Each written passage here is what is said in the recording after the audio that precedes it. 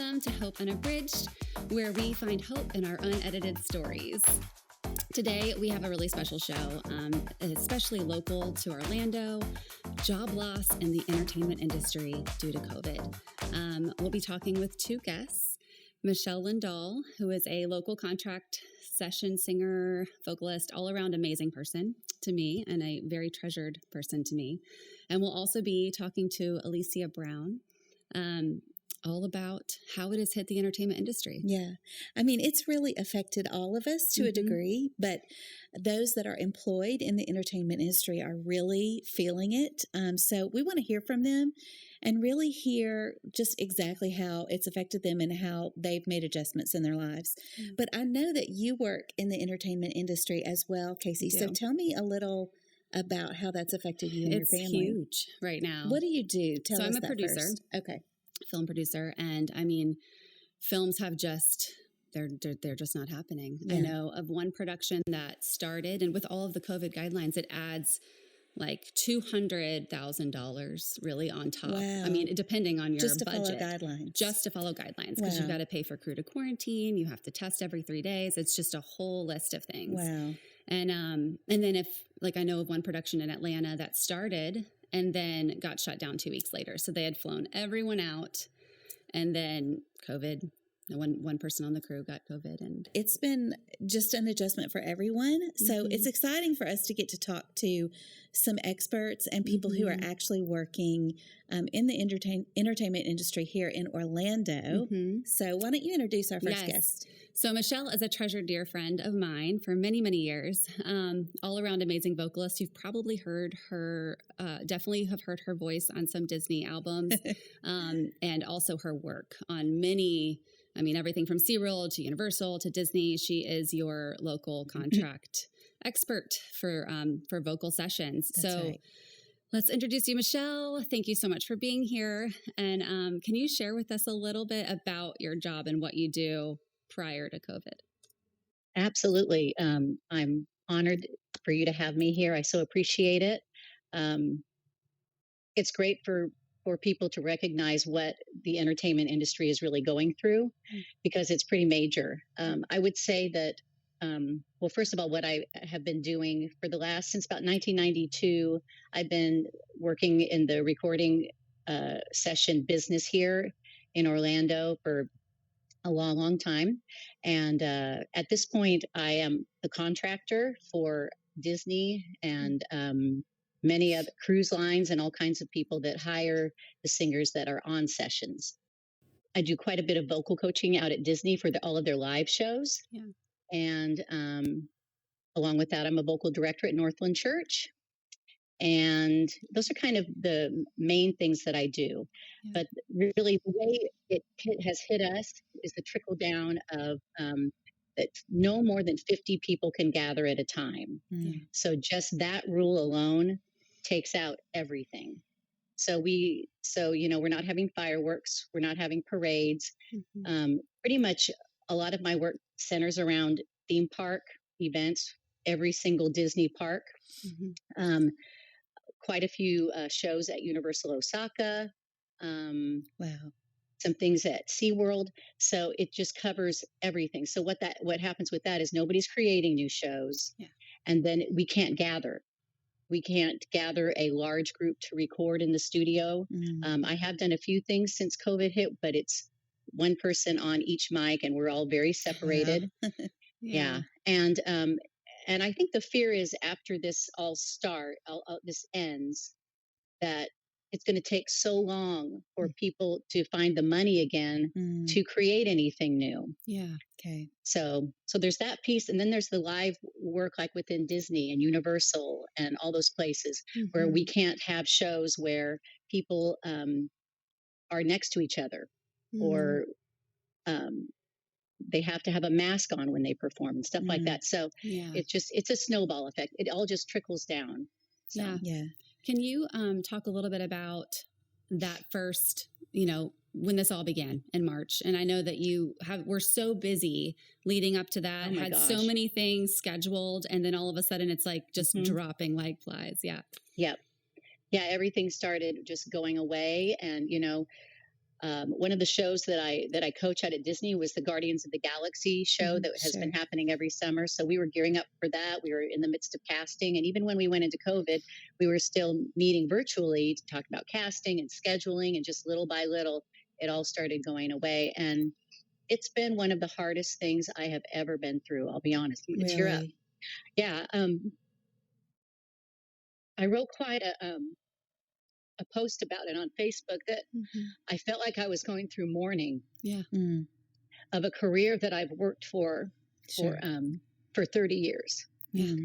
And as you know, Kasey, I started off as, a band singer and all that kind of stuff, and I've continued to diversify myself from as I've gotten older. I don't perform in the shows anymore at Disney because I'm too old for that. I've moved on to producing and contracting the sessions, and I've been doing vocal arranging and all this stuff. And I've just worked so hard to keep recreating myself. And this is the first time I ever felt like I was really mourning the loss of something that I did not know, and I still don't know is going to really, really come back. So it's been really, really hard financially. I would say I've lost 80% of my income easily. Wow. You touched on something that I think is relatable to everyone, and that is loss. And I think it's an ambiguous loss because it's something that's still there and that you can almost you just want to grip it and hold on and cling to it, but you can't. And that's such that's a very real fact in my life. And I've just seen people that have never struggled with grief and loss in those arenas really hurting. And can you speak to some of that and just how that's affected you personally? Yeah, it has definitely made me feel grief that I wouldn't have imagined feeling over my career. But it's a loss of what you feel like is normal. Just like you were talking, Angie, about for everybody else, you're not going to a concert. You're not going. There's just so many. And to be honest, there's so many activities that you think about going and doing, and you're like, okay, I have to wear a mask for the next 5 hours. I don't know if I can handle that. So I'm not going to go. So there's a loss of, for me, I think it's a loss of feeling hopeful. And I think that's what a lot of our community feels, the entertainment community, along with people outside of the entertainment community.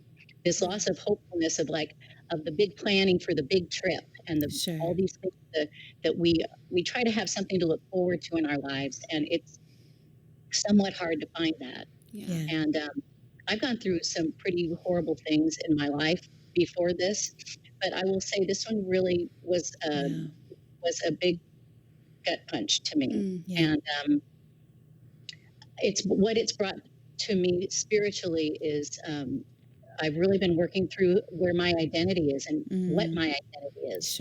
And I've tried in my whole life to not have my identity be wrapped up in the voice. And that has confronted me right in my face. Of where does my identity lie and who am I? And that I'm a child. Number one, I'm a child of God. That's right. And then everything, falls into place after that. It's interesting because I think, especially with singers, because our instrument lives inside of our body. Absolutely. And so it's very personal, I think, for us. And it's a form of expression too. And I know you're a worship leader and you lead at your church. How has that been different for you there? Oh man. Well, we just got back in the building this weekend. So, and we were feeling quite tired after our services on Sunday. It was like, phew, because we've been recording everything. But it's been difficult not seeing all of our team members like Kasey and everybody, and not having that fellowship, and really trying to. I've been tried to be creative in how I can still include everybody, even though we can't together. And it's definitely been a challenge. But, it's well, and it's so a lot of us who sing on our worship teams, we've not had a place to serve, and that's devastating. We've not had a place to express our art, use our art and our gifts. And so it's stifling in so many ways. And I wonder, as an artist, have you felt that limitation on just the art that you create, not being able to do it? Oh, absolutely. Yeah. There is you don't have that outlet of something creative to do. And for me, it's, with contracting, one of the things I love to do is when a producer calls and has a vision for the show or the sound of the show, and I go through and try to figure out the best combination of singers and stuff like that, things like that I'm not able to do anymore. That has been replaced with cooking and grocery shopping and my strategic grocery shopping lists, and that comes out somewhere, but it is by no means the same thing or anything like that. But creators got to create. I found something else to focus on, and my cooking has really improved over the last 5 months. But I do have someone I still am working with, some that I'm getting to do a little bit of arranging, and so I've had maybe 2 things come up that I've been able to pour myself into. So I'm grateful for anything that comes along right now. So. Yeah. Michelle, we have all been so touched by local artists, and especially at the local theme parks, and seeing those shows. What are ways that we can give back to them during this time while they're not performing? How can we help and support our local artists? That's a great question. First of all, I would say to reach out to your theme parks, to Disney and to Universal and SeaWorld, and let them know how much you miss them, how much you miss that live entertainment and what a difference it makes in your experience at the parks. I would donate to local theater. I know some of them are starting back up in very creative ways with masks and all kinds of things. So I would support that. Another one that just came to mind is that I didn't talk about was the convention industry. Oh yeah. Our convention industry, we go back and forth between Las Vegas as the number one destination. Really? So the amount of entertainment, of the world. Wow. So you think of all the bands and all the freelance singers and groups and all that kind of stuff that perform there, it's billions of dollars. Yeah. So I would say if you have a company that's going to, have your convention or your party, have it. You can still do that in a safe way and do it locally. That's another big one. The CFCA Arts, they're still trying to do events, and that's a group of people that are volunteers. There's a lot of volunteer community theater that, even if they're not professionals, they don't have a creative outlet. And the other one that comes to mind is Northland has a great foundation called True North Foundation, and they are on Facebook, and they have a website as well. But they are very hands-on with connecting and supporting artists in very real, like pay your rent, help you out kind of ways. So any of those options would be great. That's awesome. Yeah. Well, Michelle, thank you so much for being here with us today. Before we let you go, we have a question that we ask all of our guests. So I want to ask you, where are you finding hope these days? I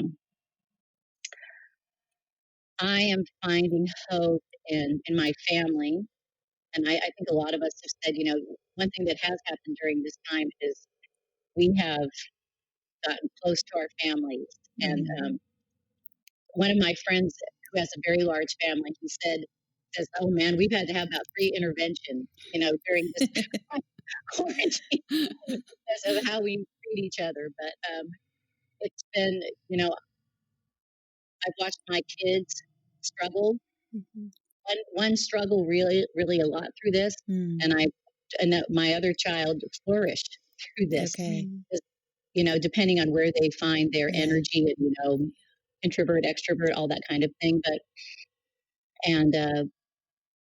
so my hope is in my family right now that they continue to grow and that we continue to grow in this together, no matter what happens.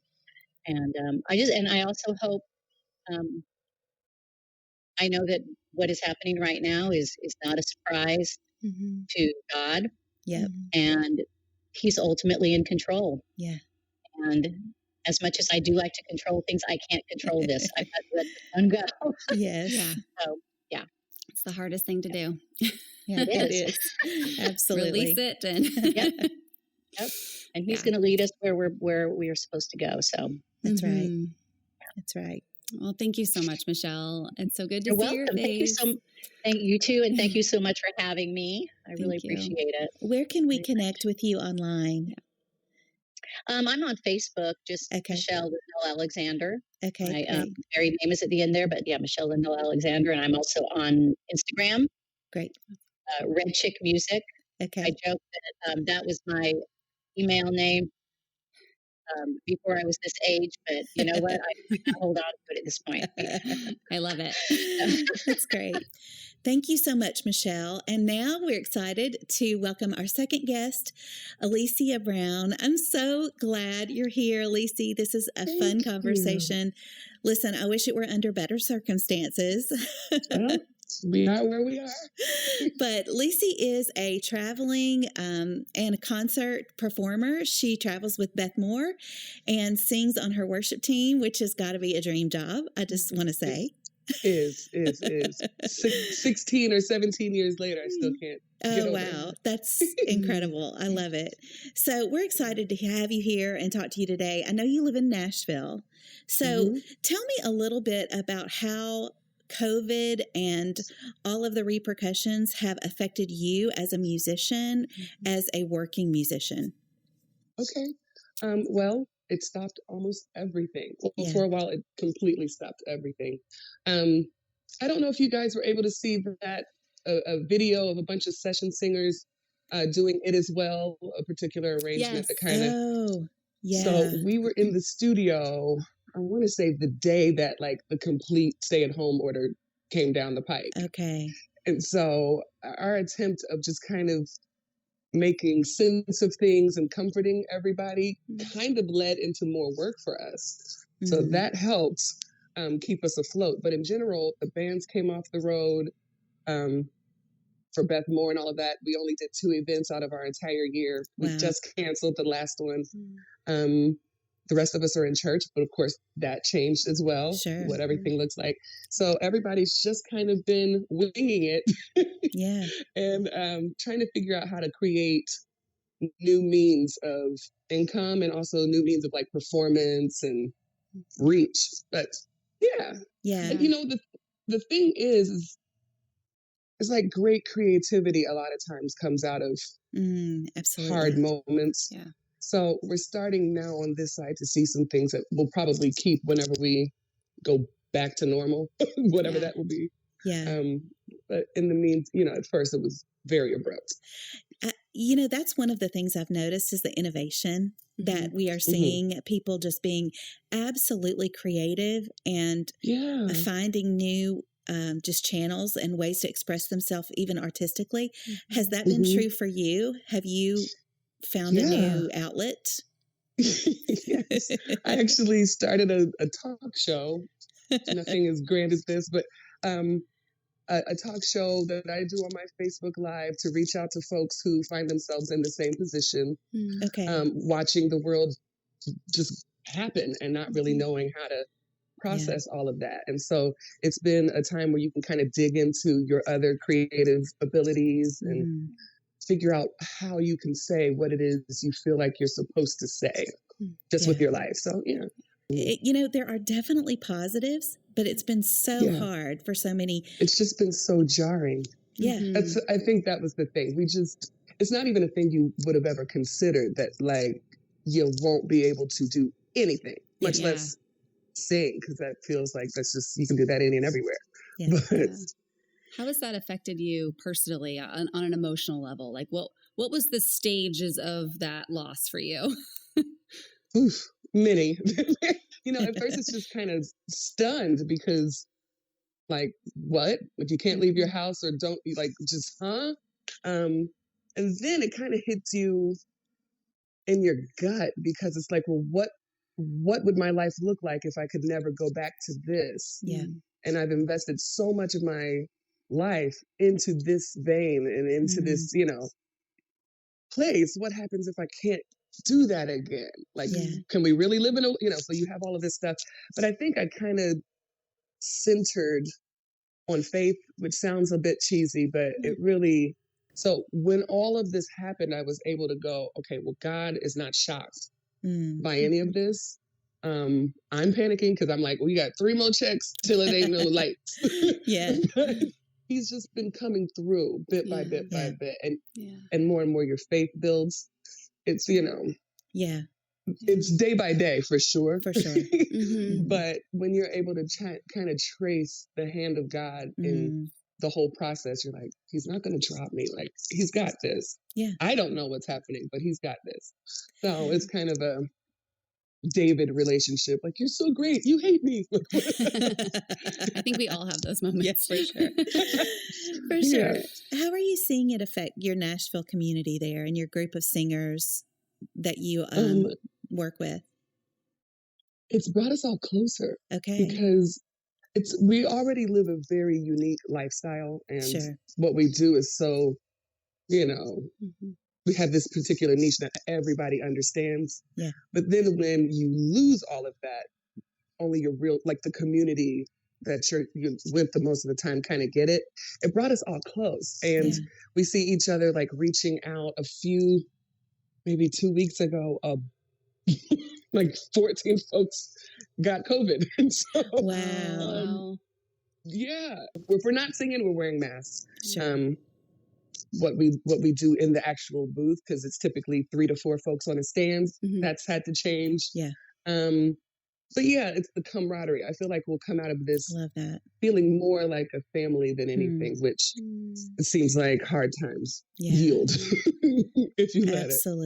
Absolutely. Yeah. So I follow you on Instagram. You're a great follow. Just FYI. I know that you mentioned your Facebook show, but also you're Laughing with Lacey definitely keeps me laughing. So much fun. I also wanted to tell you, kind of just as a side conversation, that your voice is one of the voices I've been listening to during this whole racial injustice situation in our country. I just appreciate you sharing your stories. And I want to encourage our viewers and our listeners to follow you, because I think that you have a really strong voice, and just great to listen to and hear about all these topics. So you're welcome. That was one of the things. It was like, well, here we go. We got this. We got this space. Let's talk. It's great. So thank you. And I just appreciate your honesty and your willingness to tell your stories. It's been important to me. Yeah. So what would you say you've learned about yourself through this whole situation? I mean, even we can talk about COVID, but also through racial injustice and that movement. What would you say you have learned about yourself through this time that maybe you didn't know? On the negative side, I guess, or just the enlightenment side, I'm definitely a worrywart, and I did not know that I carried such anxiety all of the time. But all of that's kind of had to drop because no one knows anything. Everybody's got the same no information. So I did discover about myself that like I'm prone to worry. Then it's been just encouraging to see that I do have the faith that I've been talking about. That I sing about. And it's not, it's far from perfect, but it's constant. And I do trust Jesus the way that I sing about. And I never want to just be a pretty voice or, I want to mean what I say. And so this has forced me into like, okay, you trust him or you don't. That's good. Also finding courage to say those things that you were mentioning. I always kind of joke that a bunch of my life has been spent with me being the only chocolate chip in the milk, the lone caramel drizzle on the vanilla shake. And so a lot of times I've been hesitant to express my opinion because I don't want to rattle, emotions or get on folks' bad sides. But these conversations needed to happen a long time ago. Sure. And we've been forced into a space, the whole country, where we've got to talk. And so it's been kind of cool to see me go, I'm going in. Yeah. And I hope I don't make more enemies than friends. No, I would agree. It's been cool to see it too. How would you suggest, if you have any ideas, that we can support musicians on a national level? Like, you're not in Orlando, but what can we do to support people that are in your industry? I would say find out the arts community in whatever city you're in. Every city has performers and musicians, tech crew, just an entire industry that is struggling, community theaters, just all of those things. Find what the need is. That might mean just, getting on Facebook and figuring out, well, what theater or what's around here and starting to have the conversation. But I would also say anybody that already just through relationship whose life has been affected by that. It's been a real big blessing to me. Just every once in a while I look and I've gotten $50 from a friend in Venmo or just to support you or, you know what I'm saying? So if you have those relationships already, just going, I just want to leave you with this. It's been That's great. That is awesome. That's great. Oh, I love that. I love that. And Elicia, we've been asking all of our guests, one of our final questions as we close out, where are you finding hope these days?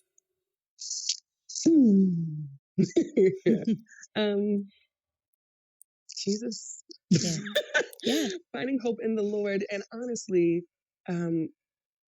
this has forced all of us into a place of vulnerability that I don't think we would have ever gone into on our own, and so it's making all of us drop our guard and talk. And that for me is everything because we just don't listen to each other. Our lives are so busy. We don't really bother with what the other person next door might need. But in this case, like I'm talking to folks that live around me, everyone's like, no work today, so building these relationships and figuring out what the folk around me need and how you can sew or whatever. Like that's been hope building. Yeah, that's awesome. For me.